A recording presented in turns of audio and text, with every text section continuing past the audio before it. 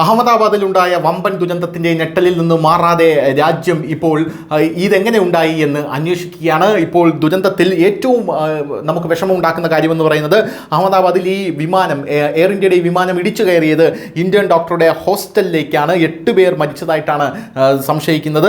കവർച്ച സംഭവം അവിടെ നിന്ന് റിപ്പോർട്ട് ചെയ്യുന്നു എന്നുള്ളതാണ്. അതാണ് ഏറ്റവും വിഷമകരം. അതായത് ഈ സാഹചര്യം മുതലെടുത്തുകൊണ്ട് മോഷ്ടാക്കൾ ഹോസ്റ്റലിനകത്ത് കയറി പല കാര്യങ്ങളും കവർന്നു കൊണ്ടുപോകുന്നു എന്നുള്ളതാണ് ഏറ്റവും സുപ്രധാനമായിട്ടുള്ള മറ്റൊരു കാര്യം എന്ന് പറയുന്നത്. എന്തായാലും ഈ വിമാനം എങ്ങനെയാണ് തകർന്നത് എന്ന ചോദ്യത്തിന് ഇപ്പോൾ ഒരു സാധ്യത, ഇത് വിമാനം തകരാനുള്ള സാധ്യത എന്തായിരിക്കും എന്നുള്ള ചോദ്യത്തിന് aviation expert pilot Amit Singh അദ്ദേഹം ഇപ്പോൾ പ്രസ് ട്രസ്റ്റ് ഓഫ് ഇന്ത്യക്ക് കൊടുത്ത ഒരു ബൈറ്റിൽ അദ്ദേഹം പറയുന്ന പ്രധാനപ്പെട്ട ഒരു കാരണമെന്ന് പറയുന്നത് വിമാനത്തിൽ പക്ഷി വന്നിടിച്ചതായിരിക്കാം എന്നുള്ളതാണ്. അല്ലാതെ ഈ വിമാനം തകരാനുള്ള യാതൊരുവിധ സാധ്യതയുമില്ല. അല്ലെങ്കിൽ ഒരു അട്ടിമറി ശ്രമം അതിനകത്ത് നടന്നിരിക്കണം.